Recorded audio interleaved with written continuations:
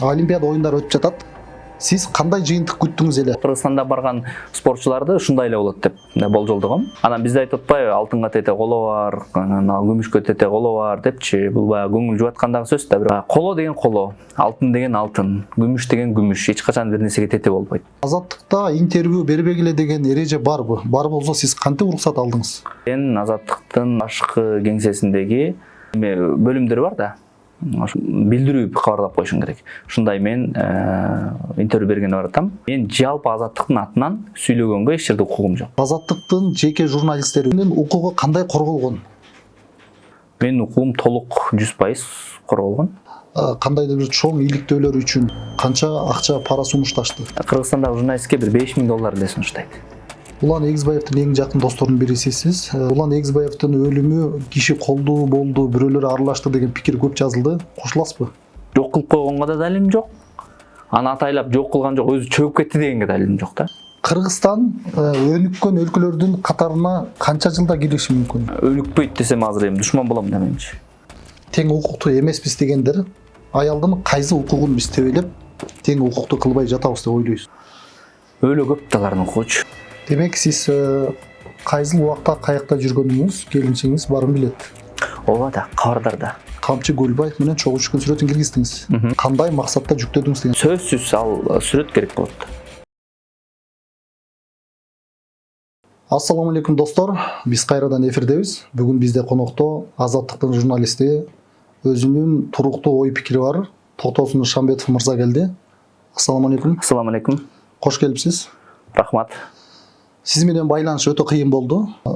Телефон чалууларды албайт экенсиз. Эмне себеп? Коркутуу көппү же жумуш көбүнөнбү? Эмнеге албайсыз?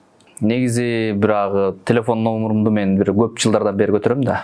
Бери дегенде 10 жыл болду Азаттыкка келгени. Анан ал сенин телефонуң тарап кетет да. Анан азыр адамдардын көйгөйү көп болгондо, ошо көп кайрылышат да. Эмне көбү сенин WhatsApp-ыңа, сенин телефонуңа кайрылат да. Анан көп кайрылуу түшөт, көп звонок келип калгандыктан мен кээде мындай менин номерим мага жазылбаса, ал номер ким экенин билбесем, көпчүлүк учурда албайм да. Себеби ал кайрылуулардан башка сен негизги жумушуң бар да. Ошолордон алакты болосуң да. Ошон үчүн мен жумушта иштеп атканда мындай чочун номерлерди албайм да. Үйгө барганда сөзсүз 11 боло 12 боло баарын окуп анан жооп берем. Сиз ушул эфирге келишим бергениңизге биз ыраазычылык билдиребиз. Өзүңүз журналист болгондуктан суроолорго туура түшүнөт деген ойдомун. Ооба. Антсе дагы башында келишип алалы, эртең эфир чыккандан кийин ыңгайсыз суроолор болуп калып, бул жерин алалы деп бирөөлөрдөн чалып сунуш болбойт деген мен үмүттөнмүн. Алгачкы суроолорду баштасак, учурда Олимпиада оюндары өтүп жатат. Кыргызстандан барган спортчулардан бирөө күмүш, үчөө коло алды азырынча. Сиз кандай жыйынтык күттүңүз эле? Жана оюнга чыга электерден кандай жыйынтык күтөсүз? Сиз кандай жыйынтык күттүңүз эле? Жана оюнга чыга электерден кандай жыйынтык күтөсүз? Негизи эң Кыргызстанда барган бул курам сапаттуу курам деп айтылган. Мында мен спорт эксперт эмесмин, бирок спорт эксперттери башкалары жазууларда аябай сапаттуу курам деген да. Олимпиададагы бул 2024 бул ушул тарыхында, эгемендик тарыхында эң сапаттуу. Спорттун бардык түрүнөн дүйнө чемпиондору, Азия чемпиондору, эл аралык оюндун призерлору барып алып келет деген. Бирок буга чейин карап көрсөң тарыхта бир 10го жакын олимпиадага 5-6 олимпиадага катышкан эгемендик Кыргыз тарыхын алган, эгемендүүлүктү алган деген Кыргызстан. Аларда кээде 40тан катышкан спортчулар болгон. Бирок анда баягы квота бөлүнүп, анан агесте кээде оюндар лицензиялык спорттун түрү эмес, жөн эле квота берип койчу, мисалы бокста мынчаңар келгиле, күрөштө мынчаңар келгиле деп элечи. Барып тандоо турунан өтпөй келчү да. Анан негизи бул олимпиада аябай мындай бүйүр кызыткан адамдар, кыргызстандыктар көргөн, анан социал тармактын өнүгүшү менен, анан Париждагы өзүнүн бир мындай олимпиаданы ачылышынан баштап эле талкууга кабылып, анан өткөрүшүнөн бери талкуулап атпайбы? Ошондуктан Париж бул Франция, Европанын эң чоң шаарларынын, мамлекеттеринин бири таасирдүү. Ошондуктан мында ачык айкындуулук бар.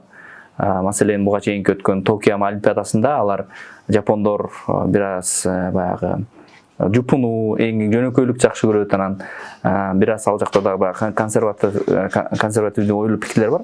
Ошондон улам ал жактан да көп маалыматтар ачыкка чыккан эмес да. Бүгүн болсо Парижде бардыгы эркин. Тамагыңа нааразы болгон спортчулар эркин, башкалар эркин, ошон үчүн да талкуу көп болуп атат. Негизги суроо Кыргызстанда барган спортчуларды ушундай эле болот деп болжолдогом. Канчалык сапаттуу курам болбосун, бул Олимпиададагы өзүнүн күч сынашты көрсөтөт. Анан бизде айтып атпайбы, алтынга тете коло бар, анан күмүшкө тете коло бар депчи. Бул баягы көңүл жубаткандагы сөз да, бирок эми эч ким таарынбастыр. Балким Олимпиада өткөндөн кийин чыгар бул маек. Коло деген коло, алтын деген алтын, күмүш деген күмүш, эч качан бир нерсеге тете болбойт. Алтын алган киши чемпион, чемпион деген чемпион. Жок, сен чемпион болбосоң деле бул биздин Кыргызстандын баатырыбыз деген, бул өзүбүздү жооткондук. Анда эч ким жибербей эле барып чемпион болуп отура бербейле. Негизги максат ошол Олимпиаданын чемпиондук алтын медалын тагынуу. Бирок аны тагына албай калса дагы биз аларды эч качан спортчуларыбызды күнөөлөшүбүз керек. Аларга биздин мындай шарт түзүп өткөрүп берип койгон эмгегибиз өтө элек.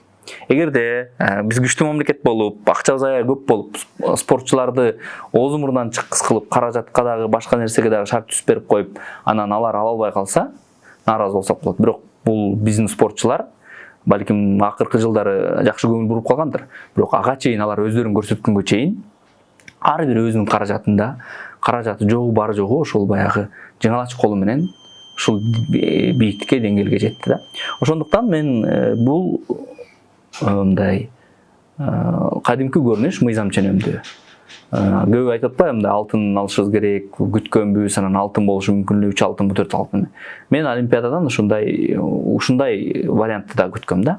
Анан эң негизгиси баягы бир жаңылык болгондагы мындай көп эл анчалык мындай мүмкүнчүлүк бар дебеген спортчулар дагы ошол бокстан Мунарбек жана башкалар болду. Булар албетте ачылыш, себеби бул Олимпиадада баягы ат чуркабай бак чуркайт да. Ушул ийгилик жетти.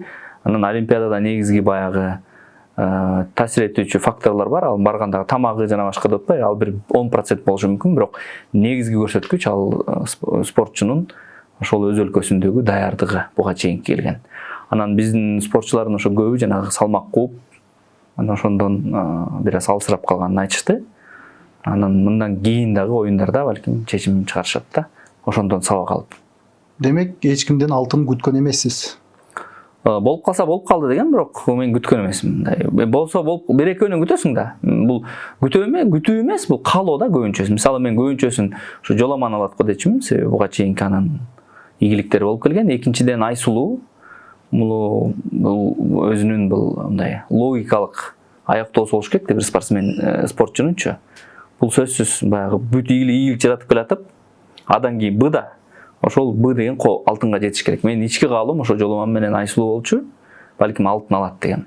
Калган спортчулар эми барып багын, өзүнүн күчүн сынасын деген эле пикирде болчу. Ыраазычылык билдиребиз. Сизге чейин Азаттыктын бир журналистин мен интервьюга чакырдым. Жообун эртең берем деди. Бир күн өткөндөн кийин башчылык уруксат берген жок деди. Азаттыкта интервью бербегиле деген эреже барбы? Бар болсо сиз кантип уруксат алдыңыз? Андай эреже жок. Бербегиле деген болгону сен Азаттыктын башкы кеңсесиндеги ошо интервью бөлүмдөр бар да. Ошол жердегине билдирүү кабарлап коюшуң керек. Ушундай мен интервью бергени баратам. Ал жакта мисалы мен азыр Азаттыктын журналистимин да, жөнөкөй кабарчысымын да. Мен жалпы Азаттыктын атынан сүйлөгөнгө эч жерде укугум жок. Мен биздин эмгек келишимизде башкаларда дагы ошондой жазылган. Мен Азаттыктын атынан азыр мен сүйлөп атканым бардыгысы бул менин жаран катары жана ошондой эле 10 жылдан бери журналист катары жүргөн пикирлерим. Бул эч качан Азаттык медиа мекемесинин пикири эмес бул. Бул менин жумуштан сырткаркы эмнеге мен подкастынан жооп маектерге барам. Журналисттин бүгүнкү бир максаты бул өзүнүн негизги ишинен сырткары ал демократия, сөз эркиндиги, адам укугу жөнүндө үгүтчүсү болуш керек. Аларды пропаганда кылган, аларды үгүттөгөнгө салым кош керек. Мен ошону өзүмдүн вазипам деп эсептейм. Ошондуктан мен тийиштүү жетекчилериме ошону түшүндүрө алгам. мен барып сөзсүз айтып беришим керек. Бирок дагы эле айтам, мен жетекчилик кызматта эмесмин же бир чечүүчү орунда эмесмин. Ошондуктан мен азыр балким суроолоруңуз болсо алдын ала айтып коеюн. Мен Азаттыктын атынан жооп бергенге эч кандай укугум да жок. Биринчиден, экинчиден мен маалыматым да жок да. Себеби мен ал жердеги өзүмдүн мага берилген тапшырма бар. Журналист болуу. Бирок ошол милдетимди, журналист болуу милдетимди гана ошол мекемеде аткарам. Атайын интервьюга чакыргандан кийин көпчүлүк көрөрман күтөт биздин эфирде. Суроо коюш бул менин парсым, кандай жооп бересиз? Ал сиздин өз эркиңизде. Азаттык дүйнөдө 23 мамлекетте 27 тилде кызмат жасайт. Азаттыктын жеке журналисттери өз атыңыздан жооп бере турган болсоңуз, журналисттердин укугу кандай корголгон?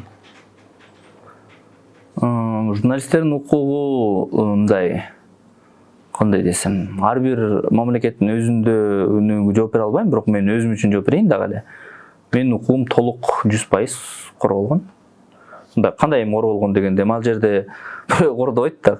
Иш берүүчү менен жумуш кызматкердин ортосунда келишим түзүлөт, ошону аткарасың, болду.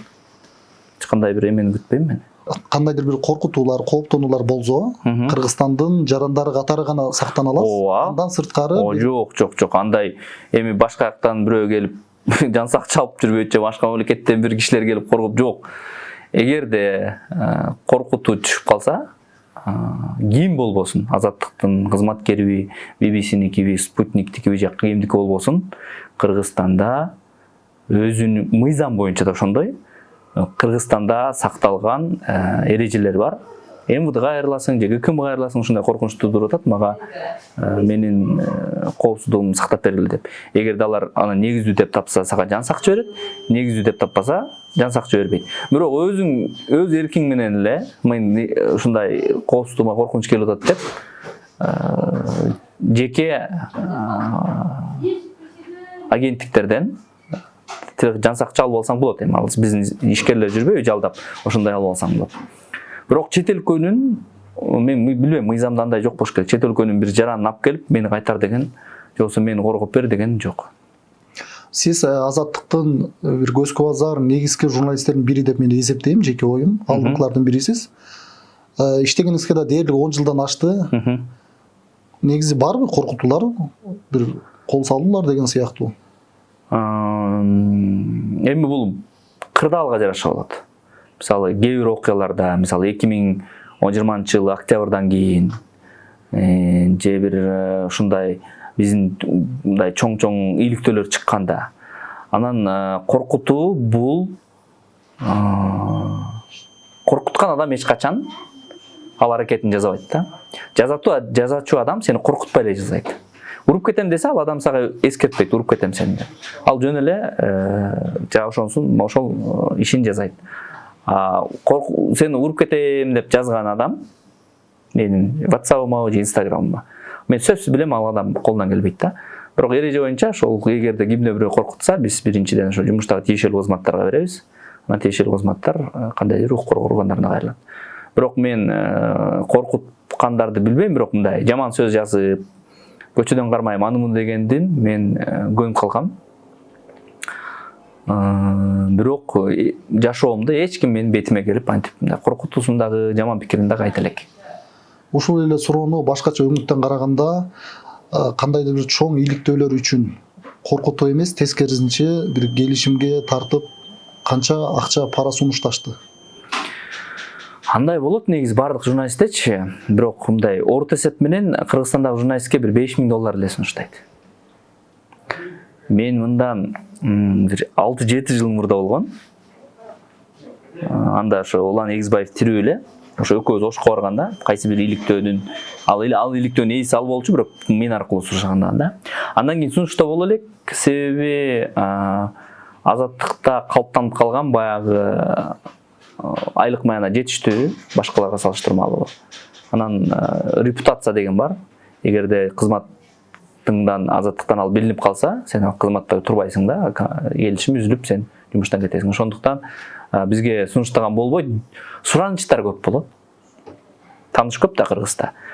Наркы тааныш аркылуу сага чалып алып коесуңбу, өзгөртүп коесуңбу, кандай кылсак болот, эмне кылсак болот деп тааныш аркылуу болот. Бирок биз айтабыз, мен бул материалды мен жазгам, эки тарап тең турат, бардык жерлер турат. Мен редакторлор караган, бул сайтка же YouTube'ка чыккан материал ошол эч качан өзгөрүлбөйт жана алынбайт депчи. Демек сунуштарды кабыл алган эмессиз. Жок, эч качан. 10 жыл ичинде журналистикада иштеп жүргөндө эч качан жумушуңузга кыянаттык жасаган эмессиз. Жок, кыянаттык жок. Эми мындай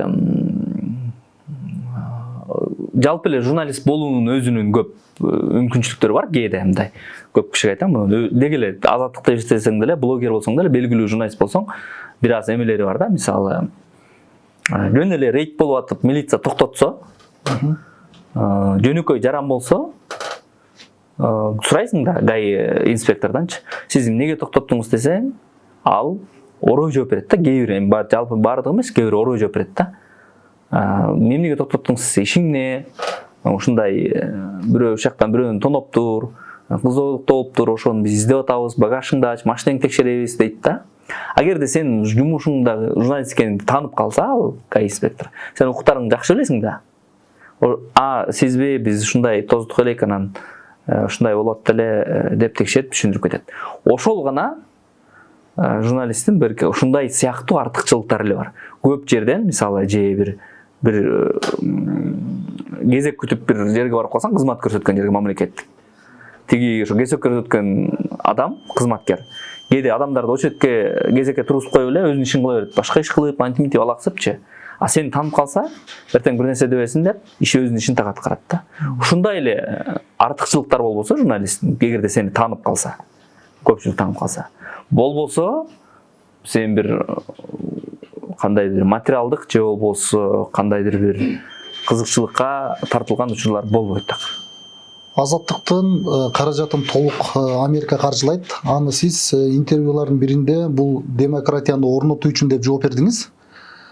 Кыргызстанда демократиянын тийгизген жакшы жана тескери таасиринен айтып бересизби? Жакшы жагы кайсы, тескери таасири эмне?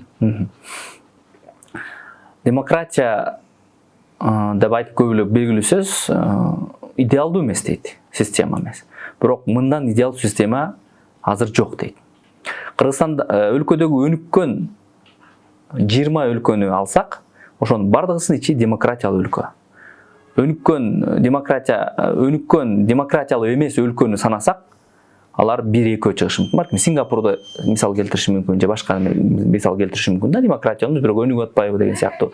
Эми баягы ошо ислам кээ бир өлкөлөрүнүн өнүккөн өлкөлөрүн айтышым мүмкүн, аякта демократия жок, бирок өнүгүп атпайбы депчи. Ал бир аз эле санда.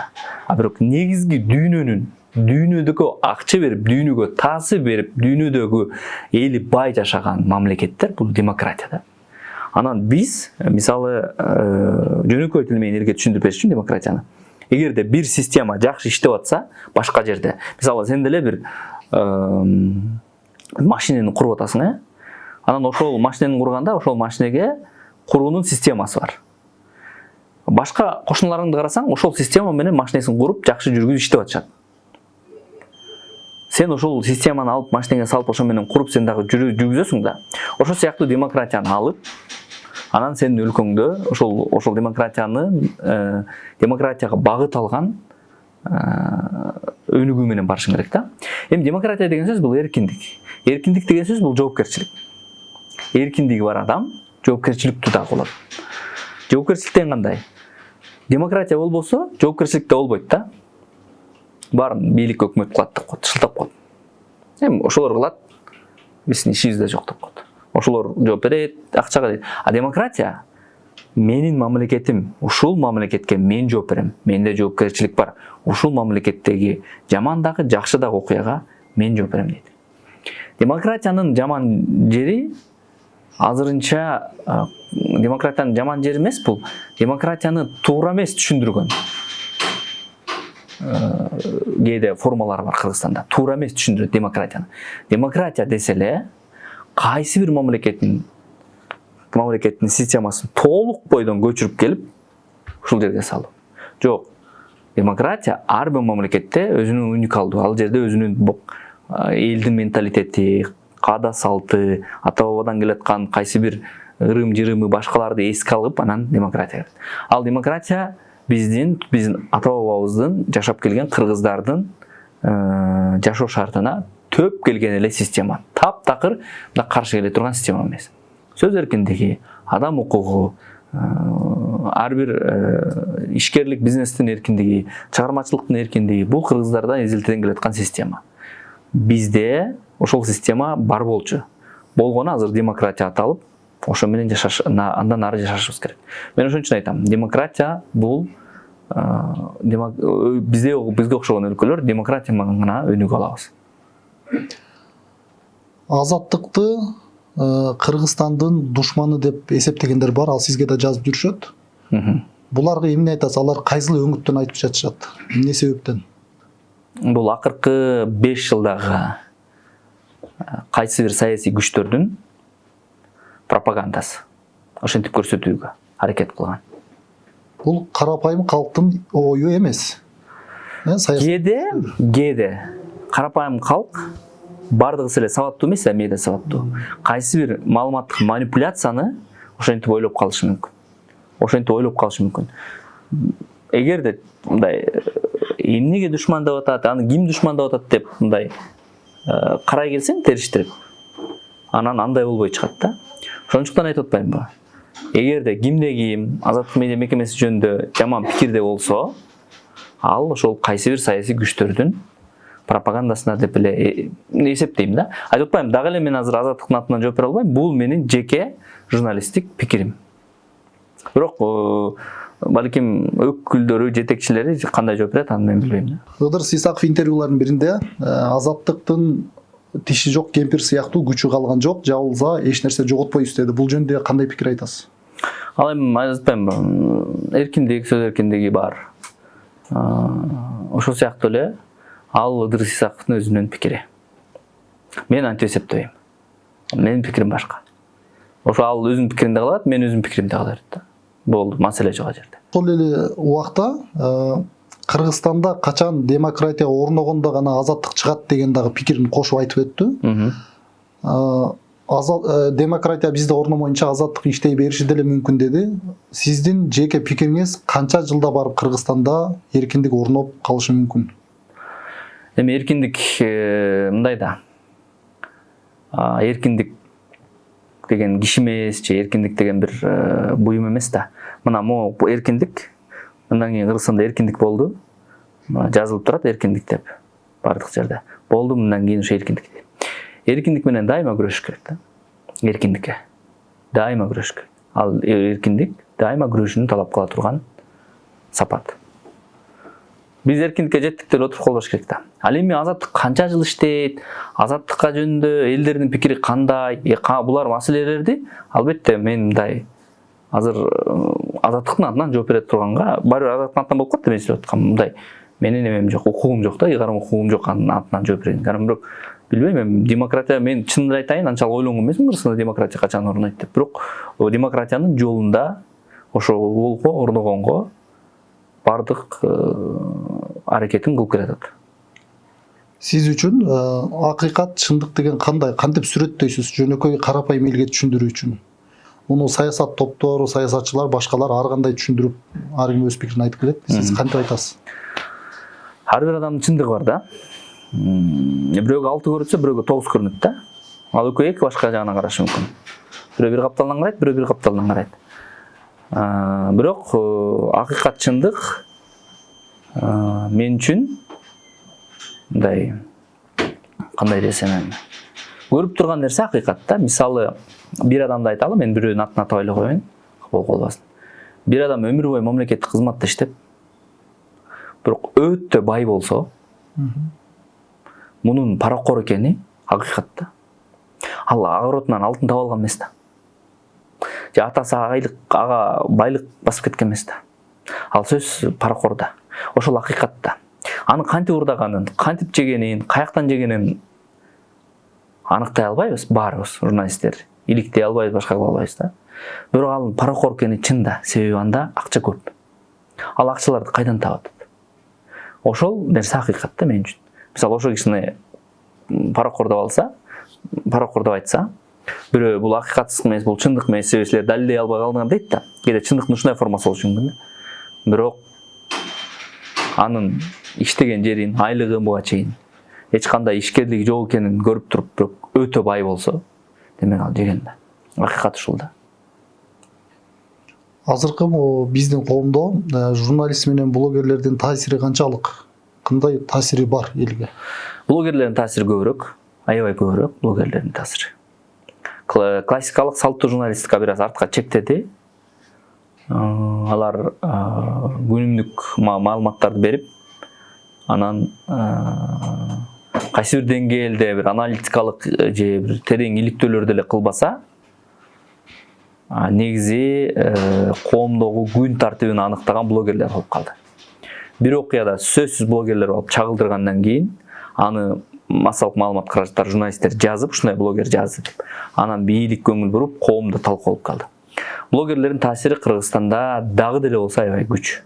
Блогерлер бир күндө адамды каралап коёлат, бир күндө адамды мактап коёлат да.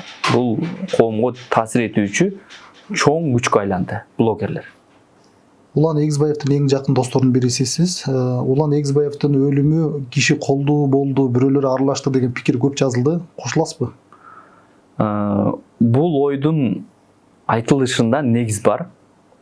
Себеби ал иликтөөчү, бир катар чуулган иликтөөлөрдү, көпчүлүк мындай жетекчилерди, таасирдүү адамдарды иликтеген. Ошондуктан ушул сөздөрдү, пикирлерди айтууга негиз бар. Бул сөздөрдү четке какканга мындай эч кимдин акыбыз жок. Ана жакындар, ата-энеси дагы дайыма ошентип ойлойт. Бирок менин канчалык досум болсо деле, мындай салкын карап, улан эмне болду деп мындай салкын карап туруп мен ойлонсом, менин далилим жок. Бирөө аны жок кылып койгонго. Аны атайлап жок кылып койгонго да далилим жок. Аны атайлап жок кылган жок, өзү чөгүп кетти дегенге далилим жок да. Ошон үчүн мен күнөөкөр болуп эле ушул суроого мен так кесе жооп бере албайм эч качан. Балким наркы дүйнөдөн аны бир Кудай билет, анан наркы дүйнөдөн балким ушу ал айынык болот. Бүгүн мага табышмак. Бүгүн мага эки тараптуу деген айта албайм. Ооба, бирөөлөр таасири бар, бирөөлөрдүн колунан келди деп айтсам, бирок мен журналистмин да, мен көчөдөгү адам эмесмин да. Мен канчалык жакыным болсо деле, мен жакыным болсо бирөөнү күнөөлөп айтканга туура, бул деп шекшегенге. Бирок мен эл алдында ага дагы далилим жок. Бирөө өлтүрүп койду деген. Бирөө өлтүргөн жок дегенге да далилим жок. Эч кандай далилим жок. Мен улан өлгөнүнө 6 жыл болду быйыл. Бардык вариантты, бардык мен укмуш деген частный агенттик аны муну билем, мына силерге эле айтып атам башка айтканда. Бардыгысына барып сурап көрдүм мен. Канча мүмкүнбү десем, ошол суудан каза тапкан адамды табыш оорураак деди. Анын изин табыш, анын эмнеден өлгөнүн табыш. Жок, ооба суудан чумтуп өлдү, бирок өзү түшүп кеттиби же бирөө тартты, бирөөнү оорураак экен дешти. Ошондуктан менин мындай кармоолор далилим жок. Ошондуктан бир жаңсай айтсам азыр, мисалы, Улан Эгизбаевдин өлүмүн чоңдор өлтүрүп койгон деп айтсам, мен далилдеп беришим керек бирөөгө. Далилим жок, ага ынандырып айтышым керек. Ооба бар десем, жок андай болгон эмес десем, ага да далилдеп бериш керек. Улан Эгизбаевдин өлүмүнөн кийин бир-эки журналисттер изилдеп интернетке чыгарышты, бир факты бар экен дешти. Бутуна жипти байланганын изи турат деген фактын айтышкан. Бунун аягы эмне болуп бүттү? Расмий экспертиза өзү чөгүп деген чыгарды. Аны жокко чыгарды. Жокко чыгарды. Издери боюнча жооп берген жок. Ошо ойдон эле калды. Издери мен да көргөм, анын экспертизасына өзүм киргем мурукка.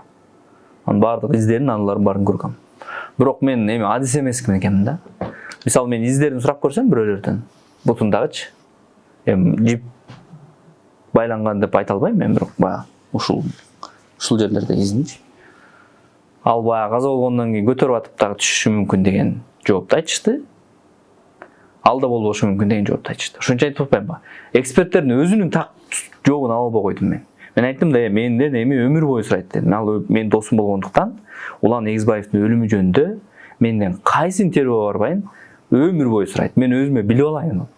Мындай вероятность пайызын да билип алайын. Бирөө өлтүрдү деген 90%, өлтүргөн жок деген 20%, же 10% деген бир пайызды да билип алайын десем, эксперттердин өзлөрү мага так жооп жок деди. Баягы болжолдуу эмелерди айтып берди. Кандай болушу мүмкүн деген. Бирок чечим кабыл алыш өзүңдүн пикириңде, өзүңдүн чечип ал деди да.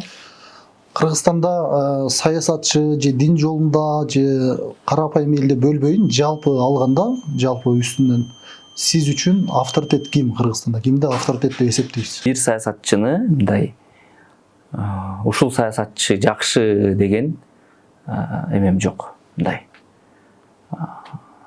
бир саясатчыны дайыма айтыпчы. Кээ бир саясатчылардын кээ бир кадамдарын гана мактап алып коем. Мисалы, ушул жакшы кадам кылыптыр деп. Бирок бир саясатчы ушул идеалдуу төгөрөгү төп келген саясатчы деген менде жок. Өткөн саясатчыда да, келечектеги саясатчыларда балким бар, менде жок такыр. Бул ушул саясатчы чыкты. Өткөн саясатчылардан мен бир Дооронбек Садырбаев жөнүндө тасма тартып атып, тасма тарткам, жакында чыккан. Мен ошол адамды бир аз идеалга жакындаттым. Мындай мыкты төгөрөгү төп келген саясатчы болгон экен. Азыркы учурда менде жок эч кимисин мен анын кайсы бир учурдагы кадамдарын макташым мүмкүн. Мындай мактап эмес, мындай туура деп эсептешим мүмкүн, о туура кадамга барды деп. Бирок анын өмүр бою ошол киши мактап бирөөгө пропагандалган жок, мен айта албайм. Сиз ичиңизден бир адамды авторитет деп билип, бирок азаттыктын журналисти болгондон кийин өзүңүздүн пикириңиз болуп, көбүнчө коом оңолдун деп сын пикир менен айтып жүргөндөн кийин, азыр ушуну айтсам элдер бийликке кошомат кылды деген сыяктуу ойдо калат деген бир жашыруун нерсе жокпу? Жок. Мен эгерде саясатчы мындай туура кадам, туура маселе, туура сунуш көтөрсө, ал ким болбосун, мен туура сунуш деп айтам. Жеке пикиримде. Журналист катары мен ал адамга кандайдыр бир коом алдында артыкчылык бергим келбейт да. Мындай болушкансып ошого, же материалдарымда ошого болушуп жазып жок, кандай жок. Мен журналистика менен өзүмдүн жеке пикиримди дайыма бөлөм. Ошон үчүн интервьюларга да кечинде келем да. Аралашып кетпесин деп, баягы менин жумушумма аралашып кетпесин деп. Мен көп интервьюларда түшүндүрүп берип атпаймынбы? Журналист эч ким, журналист оппозиционер эмес, бийликчил эмес, журналист өзүнүн ишин эки тараптуу тең бирдей чагылдырган адам. Кыргызстан өнүккөн өлкөлөрдүн катарына канча жылда кириши мүмкүн? 50 жылдабы, 100 жылдабы, 10 жылдабы? Сиздин көңүлүңүз толо тургандай ушул өнүктү деген өлкөлөр бар да азыр, ошолордун катарына качан киребиз? Муну эч ким азыр жооп бере албайт го дейм, канча жылда кирет деп. Бирок Кыргызстан өзүнүн өнүгүүнүн жолун издөөгө мамлекет деп айта алам. Бирок качан ошол өнүгүү жолуна түшүп, анан мамлекеттердин катарына кошуладын эч ким айта албайт. Эч ким айта албайт. Бирөө мага айтса, азыр 20 жыл, 10 жылдан өнүгөт десе, кой деп эле айтам. Эч ким айта албайт. Абал кандай болуп кетишти? Кыргызстандын өзүнүн мамлекетинен гана көз каранды эмес. Азыр дүйнөдө момундай ааламдашып турган дүйнөдө, ар бир жерде ар кандай окуялар чыгып турган дүйнөдө, Кыргызстандын же кайсы бир мамлекеттин ушул мамлекет өнүгүп кетет, бул мамлекет өнүкпөй калат деп айтыш, бул ошону айтып берген эксперт болсо мен жөн эле кой дейм да. Бирок негизинен акыры барып өнүгөт деген ой бар. Же ага да ишенип болбойбу? Өнүкпөйт десем азыр эми душман болом да менчи. Кантип өзүнүн өлкөсүн өнүкпөйт деп айтып атат, бул деп айтат да. Мен дагы тилек кылам ошо өнүксүн деп. Мен кааласам эртең эле өнүксүн деп айтам. 3 жылдан, 5 жылдан эле өнүксүн деп айтам. Анан вообще бул өлкө өнүкпөйт деп айтыш, билбейм, ал ким эле айтат. Мен мисалы жаран катары өзүмдүн ушул жердин суусун ичип жашап аткан кыргыз катары Кыргызстандын өнүгүшүн 5 жыл, 10 жыл эртең бүрсүгүндө эле тилейм.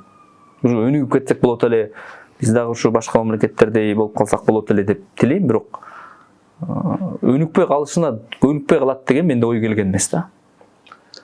Эркек менен аялдын тең укуктуулугу дегенди кантип түшүндүрөсүз? Канткенде тең укуктуу болот? Эмне кылышыбыз керек?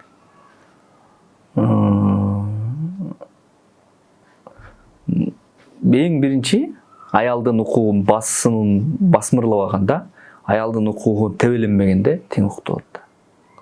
Нақты азыр тең укуктуу эмеспиз дегендер аялдын кайсы укугун биз тебелеп тең укуктуу кылбай жатабыз деп ойлойбуз. Эмнесин тебеледи, кайсы укукту? Өлө көп да алардын укугучу. Экини мисалы. Күндө сотканы ачсаңар, күндө күн эмес, жумасына аялдардын зордук зомбулугу жөнүндө да. Көз уруп кармалды, көз өлтүрүп салыптыр, көз бирдеме болуптур деп атпайбызбы? Биз элементардуу ушул аялдардын жашоого болгон коопсуздук укугун сактап атпайбызбы? Мен башкасын айтпай эле коеюн да, мисалы, парламентке келсин деп эле коеюн, аял президент болсун деп эле коеюн, аял башка болбосун. Элементардуу алардын жашоого болгон, өзүнүн оюн айтканга болгон пикирин сыйлабай атпайбызбы? Мен эмени айтпай эле коеюн, баягы биз менен тең укуктуу болуп кетип, тең ата болуп, президенттикке талапкерге чыгып, же болбосо саясий лидер болуп бир бардык тармакта эркектер менен тең тайлашып атат аялдар дегенди айтпай эле коеюн. Алардын элементардуу жашап ушул дүйнөдө өткөнгө эмесин бербей атпайбызбы алардын? Мүмкүнчүлүкчү. Өткөндө менден сурады бир журналист ошо. Бул баягы сырттан келген таң улоо депчи. Бүгүн 100 фактын алып МВДга барып карасак, мен өткөндө 99 деп айтпап турмун, 100 тең эле ошо аялдарга карата зомбулук экен. Анан биз аялдардан физикалык, каржылык, коомдогу түшүнүктөр жана башкалар аркылуу көбүрөөк укукка ээбиз да. Мисалы, ошол эле Айсулуунун интервьюларында бүгүнкү балбан. Жакында мен Айпери Медет кызыныкын окудум.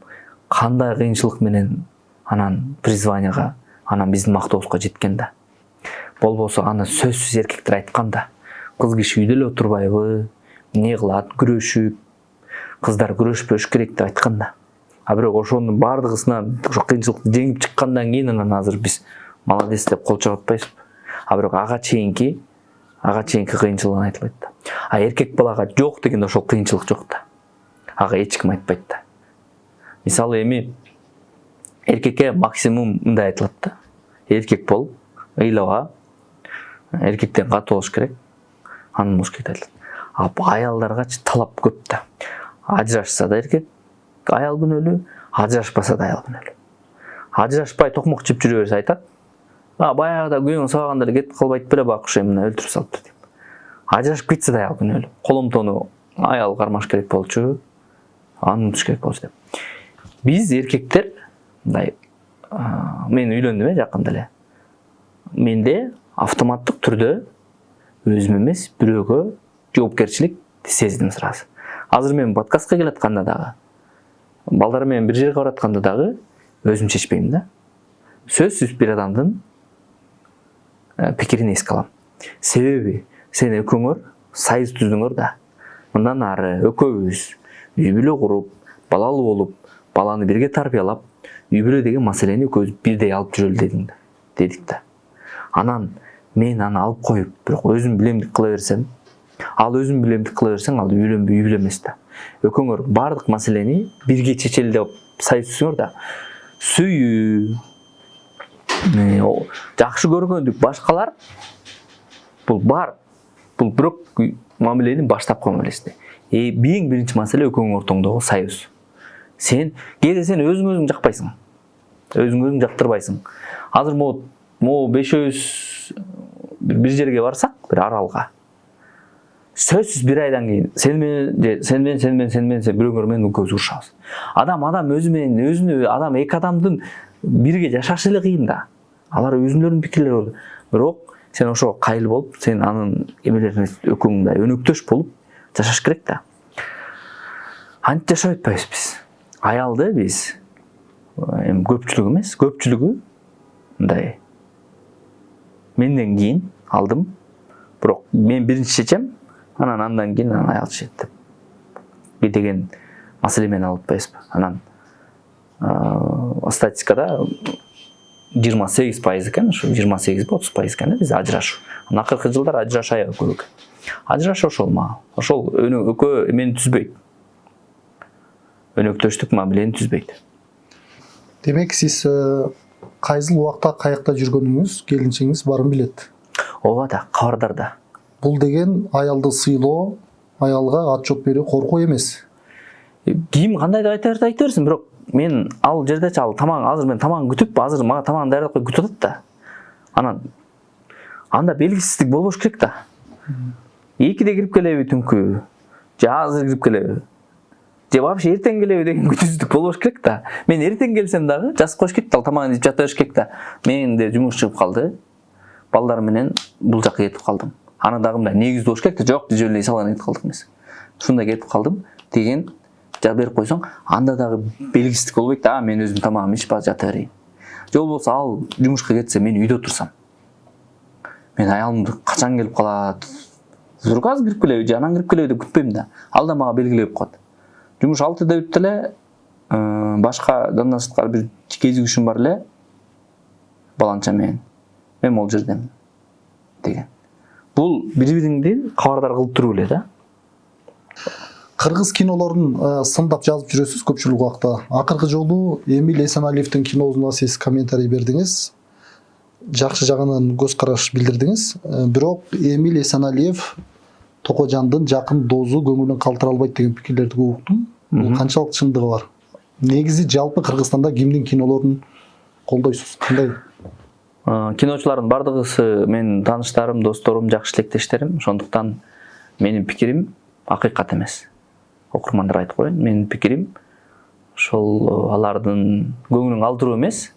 Аларга шык берип коюу, алар мындан ары да жакшы кино тартып калабы, же болбосо ушулардын өнүгүшүнө салым кошолу деп мен дайыма эскертип айтам. Мен берген кинодогу баа акыйкат деп күтпөгүлө. Бул менин пикирим. Пикириме кошулсаң кошул, кошулбасаң ооба сеники да туура. Кыргыз киносу акыркы 5 жылда аябай тартылып көп эметти. Бирок бир орунда турат. Өсүш жок. Бир орунда турат. Бирок бул нормалдуу көрүнүш. Голливуд дагы ушундай комедия жанрындагы кинолорду тартып, анан башка кинолорго өткөн. Бүгүн кино индустриясы ушул этаптан өтүп, андан ары да жакшы кинолорду тартып, адамдарды табитин тарбиялап турчу кино тартат да. Адамдарды ээрчите турчу. Бүгүн бизде адамдарга жеңил, адамдарды ээрчип кино тартып атпайбызбы? Мисалы, Аяш деген кино Кыргызстандагы кассалуу кино экен. Мен анын жеңишти да, бакытты да жакшы тааныйм. Аябай жакшы мамиле эдем. Бирок Кыргызстандагы эң кассалуу кино Аяш болсо, демек эл көрүп атса, эл көрүп атат деп эле ошол кинону тартып бербеш керек да. Элдин табитин тарбиялаш керек. Майлуу ор деп коет го. 4 комедия, 5 комедия тарт. Бирок ортосуна сапаттуу башка жанрдагы кинолор тарт. Акыркы 5 жыл туруп калды кино, бирок арасында эксперимент кылгандар көп, аябай көп. Эксперимент. Мисалы, Эмиль Эсеналиевдин акыркы кинолору деле эксперимент да ал. Эмне кылар экен ушундай кино тартып көрөлү деди да. Ушундай бир аябай мындай мен баалаганым мындай аябай батынып татты да. Дин жөнүндө кино тартыш аябай оорураак да. Себеби динди туура эмес түшүнүп алсак кандай болот кинодочу? Ушул жоопкерчилик бар да. Кино бул аябай чоң курал да. Мен айтып жүрбөймбү? Бала кезимде биз бригаданы көрүп, ошо бригада кинонун айынан досторумдун тагдыры өзгөрүп кеткен учурлар болгон да. Тагдыр 180 градуска өзгөрүлүп кеткен учурлар болгон да. Тагдыр талкаланган учурлар болгон да ошол кино. Ошол сыяктуу кино чоң пропаганда да, анан динди коштатыш бул эксперимент да. Кийинкисинде мисалы Эмилдин планкасы көтөрүлдү да. Кийинкисинде тартып атышат азыр. Нелегал дегенде. Балким бунусу өтө сапаттуу, аркындан ашкан кино болот деп ойлодум. Жанда болбой калышы да мүмкүн. Жолун издеп эксперимент кылып аткан жакшы. Мен кино тартып аткан досторум аябай бардыгысын чын жүрөктөн рахмат айтып, мындай колдоп турам да. Кинолордун бет ачарларына дайыма барам, дайыма жазам. Анан эми элди сен жөн эле мындай сапатсыз киного жарыялап атасың, тартып атасың деген да сын бар да. Эми кинонун билети бир 150 сом, 150 сом экен да. 2 саат убактың кетет экен. 2 саатын TikTok'та деле кетерсиң ушундай видео көрүп. Барып ошол тыйыныңды төлөп ошол адам өсүшүнө жардам бер да. Оны кино тартып атса, эртең сөзсүз үчөө сапаттуу кино тартат да. Сиздин Instagram баракчаңыз Токожан деген ат менен катталган. Андан башка дагы бир баракча жүргүзөсүз мен билишимче. Ал жака кандай видеолорду жүктөйсүз? Эмнеге эки баракча деген суроо? Бирөөнү колдонбойсуз? Мындай да, эми мисалы кээде бир баракчага баягы видеолорду архив катары сактайм да. Мен сөзсүз видео менен иштейм да. Видео менен. Анан ал видеолорду сөзсүз бир күнү сен иликтөңө программага керек болот видеолор. Кыргызстанда чыккан видеолор. Ошолорду архив менен сактайм. Анан алар жөн эле архив менен сактай бербей бир папкага. Бир тамаша сөздөрдү жазып жарыялап коем. Анан ал өзүнөн өзү эле кээде көбөйүп просмотр алып кетти да. Аны мен целенаправленно ачып алып, укмуш баракча иштейин деген эмесмин. Аны жөн эле мындай мен видеолордун архиви кылып коеюн деген. Ал видеолорду мага кереги тиет кээде. Мисалы ссылканы сактап койсоң, кээде ссылка да иштебей калат. Качать этип койсоң, ал бир флешкага сакташың керек, хард кылсаң ушинтип жоголот. Мен аналар видеолордун архив кылып сактайм. Кээде өзүмдүн жеке баракчамда эми ал мен баракчама өзүмдүн видеолорумду жүктөйм, сүрөттөр жүктөйм, башкаларды жүктөйм. Ана туруп эле жөн эле бир нефтем видеолор жүктөрсөм эле таң калат да. Ошон үчүн аны кошумча эле резерв кылып эле ачып эле мен ал жерге менин кийинки саясатта керек видеолорумду жүктөп коем. Анан мен кээде ошол жерден таап алам мен видеолорду, биякта бар эмес беле деп. Таап анан жүктөп коем да. Ал мен ошентип эле ачылган видео болчу. Ошол Токожан деген өзүңүздүн баракчаңыз эмес, экинчи баракчаңызга жүктөлгөн бир сүрөт чоң талкууга түштү. Аны сиз эске алдыңызбы, алган жоксузбу билбейм. Азия Микстин оюнчусу Марат Жуманалиев каза болгондо элдин баары пикир жазып, ошону эскерип жатканда сиз Камчы Көлбаев менен чогуу түшкөн сүрөтүн киргиздиңиз. Этегинде комментарийлерди окудуңузбу? Жок, окуган жокмун. Көпчүлүк суроо ошо элдин суроосун берейин деп турам. Кандай максатта жүктөдүңүз деген суроо бар экен. Сиз жооп берген жоксуз бирөөнү дагы. Ошо архив кылсам керек, архивке сактап койсом керек. Архивке. Себеби ар кандай болот. Кээде сөзсүз макала жазышың же материал мен жазышың керек болот да. Ошого архивке керек болот. Сөзсүз ал сүрөт керек болот да. Мен ошол эле азыр унутуп калыптырмын. Мен аябай көп видеолор жүктөп коем. Башка эч кандай максат жок? Жок, эч кандай максат жок. Анан эми ал адамдарды каза болуп калган адамдар да. Болбосо алар жөнүндө айта турчу сөз көп, бирок биз каза болуп калган адамдар жөнүндө мындай кеп кылбай эле койгон соң да. Баарыбыздын барар жерибиз топурак. Эч ким эч кандай дүйнөнү башка нерсени алып кете албайбыз. Адам бойдон калыш үчүн эмне кылыш керек? Кыска 2-3 нерсе айтсаңыз. Кантип адам бойдон калабыз, арнамызды сатпай? Мен көп маектеримде ушинтип айтам да, ошо адам болушак дегендей философский ойлордучу. Мен бирөө менен иш кыларда, мен бирөө менен бир ишти баштарда долбоорду. Анын кесипкөйлүгү эмес, биринчи мага маанилүү анын абийири да. Мен абийири жок адамдар менен, мен кээде сезем ата адамдын абийиринчи. Абийири жок адамдар менен иш кылгым келбейт да. Мисалы, абийири кандай да билинет. Кээ бир жакшы бир кесиптин ээлери бар, чыгармачылыгы да жакшы, өзүнүн жашап аткан иши жакшы, долбоорлору жакшы, жумушу жакшы, бирок адамдык сапаты жок да. Аны айтат да. Эми адамдык сапаты жок болсо, эми жумушун так аткарса, маселени кыла бер да деп, ишти кыла бер деп. Мен антип кыла албайм да. Мага биринчи адамдын абийири керек. Мен дайыма айтам да, менде шүмшүктүк кылып коюу, уурдап коюу, кызмат алган ишимен кыянатымды пайдалануу, же өзүмдүн жөндөмүмдү пайдаланып кайсы бир жаман иштерди кылуу мен колуман келет. Ал ар бир адамдын сиздин да башканын да колунан келе турчу маселе. Бирок биз кылбайбыз да. Эмнеге? Биз өзүбүз менен өзүбүз калганда жооп беребиз ошол сөзгө. Эмне кылдым дегенде жооп беришиң керек да. Мисалы, сиз сурасаңыз, бул балдар сураса, мен азыр эле интервью жооп берип аткандай жооп берип коем. Бир сөз айтып берип койсоң, эми сот прокурор эмессиң да. А бирок сен өзүң менен өзүң калганда, неге сен уктар алдында сен ойлоруң бир туура эмес кылып койгон иштериң, уят болгон иштериң келет да. Сен көзүңдү жумганда кээде уктардын алдында ошолор келет да. Тетиги кездеги, бала кездеги, ана кездеги келет. Себеби сен өзүң менен өзүң каласың да. Анан сен өзүң менен өзүң калганда ошол абийириңе жооп беришиң керек да. Ошон үчүн мен адам болуп өлүш үчүн сен биринчи өзүңдүн абийириңе жооп берип жүрүшүң керек да. Мен дайыма үйгө кетип баратканда, машинеде узак жолдо кетип баратканда ошол абийирим ойгонот да. Анан сен эмне кылдың? Ошол кээде туура эмес кылып коесуң да, билип билбей.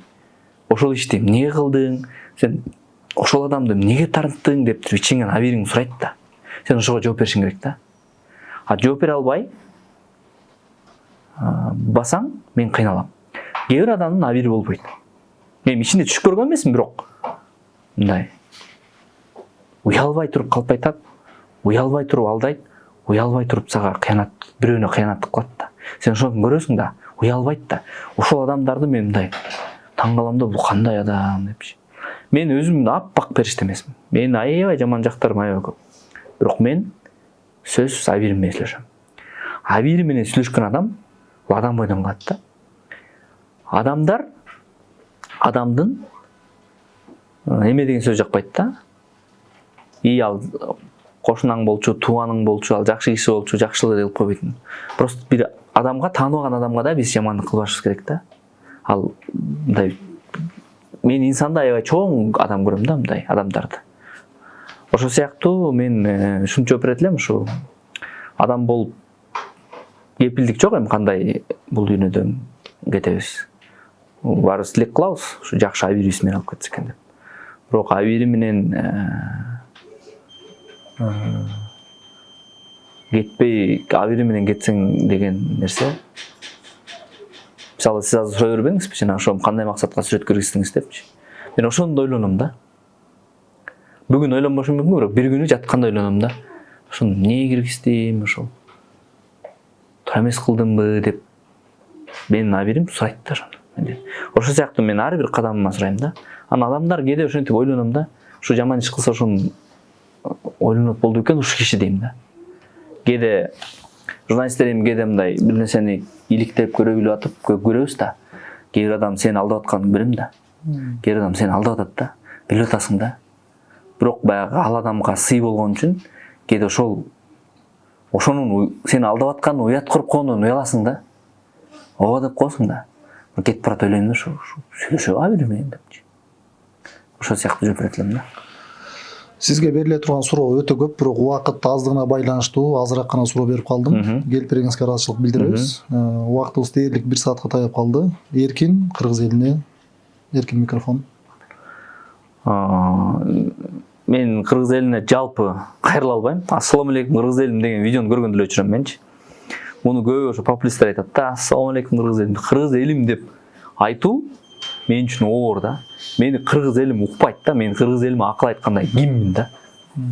Мен журналист болом деген жаштарга, блогер болом деген жаштарга дайыма кайрылам. Достор, журналистика силерге, журналистика же блогерликке келсең, сиз барыбыз медиа тармакка келсең, бул кайсы бир тагдырдан, буйруктан улам келдиң. Ушул кесипти ашмалтайын чыгарба деп айтам. Болгону ошо айтам, медиа тармагында жүргөндөр. Ал эми эл, журт, калкка акыл насаат айтчулар абдан көп, жана ошондой эле эл өзүнүн аң сезими менен мындай багытыр. Мен элге акыл үйрөтчү деңгээлге жете элек. Сиздин тажрыйбаңыздан пайдаланып бир нерсе алгым келип турат. Кадимкидей бир өзүңүздүн жумушуңузда, башка нерселерде сын пикир менен, көз караш менен карагандай биздин интервьюга баа берип, сын болсо айтып кетсеңиз, мен ошону эмкиде оңдосом. Кандай болду? Суроолор кандай болду? Сиз мындай башында эле баштагансызбы сиз азаттык жөнүндө суроолордучу? Анан мен башында эле курч суроо берем деген журналисттин көбүндө ошондой эме болот да. Ой болот да. Огурман көрбөй койбосун, азыр мен отурган адамды курчталай кайын деп. Биринчи адамды чымдай мактап, жакшы жагын айтып, анын эмесин ачып келип, анан адам толук ачылганда, анан курчураак суроолорду артка калтырып коюш керек да. А башында берсең, адам сага жооп берип атып, мен билип билбей жабылам да.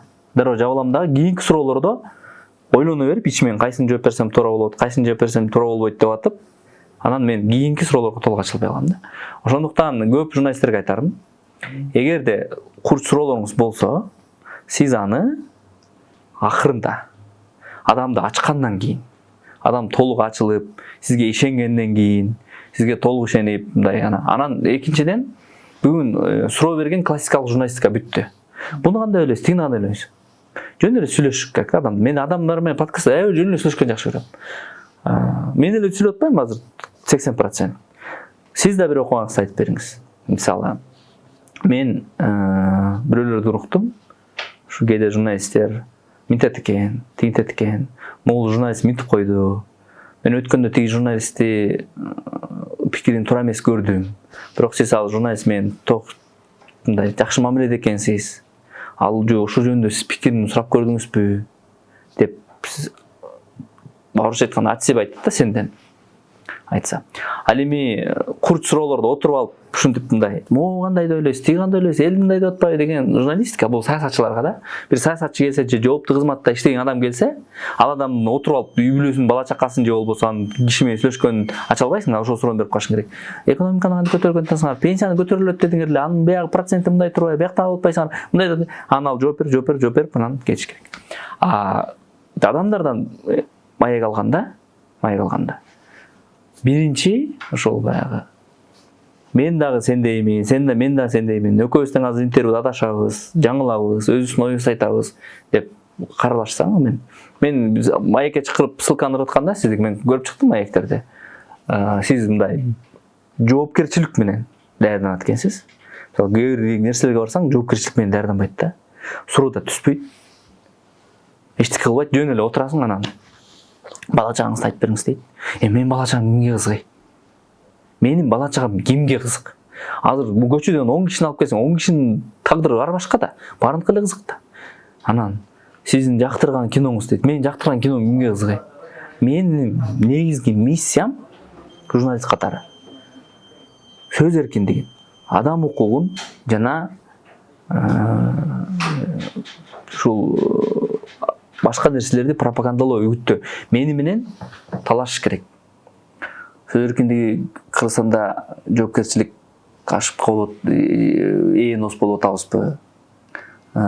Сиз эмнеге инстаграмыңызда кээде ашыкча шылдыңдап дейт деп, тамаша жазган шылдыңдайт деп ойлобойсузбу? Адамдарды ошол суроолордун тегерегинде сүйлөшсө деп ойлойм да мен адамды.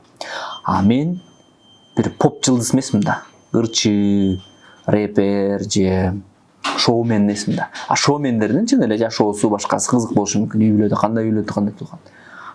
Мен ойлойм, менин ойлорум, пикирлерим бул ошол сөз эркиндиги менен, адам укугу менен, деги эле ошо медиа тармагында азыр каяка кетип баратабыз, кандай өнүгөт, телелер жоголобу, радиолор жоголобу, гезиттер жоголобу деген сыяктуу тармакты сүйлөшсө деп ойлойм. Ушул бул бир сунуш. Кабыл алсаңар, кабыл албайсыңар бар өзүңөр эркин. Бирок бир артыкчылык жана айтып өттүм. Сиз ошого архивке керек болот. Сөзсүз ал сүрөт керек болот. Мен ошол эле азыр унутуп калыптырмын. Мен нерсе бул өтө сонун. Интервьюга даярданыш керек да. Сиздин даярданган көрүнүп турат да.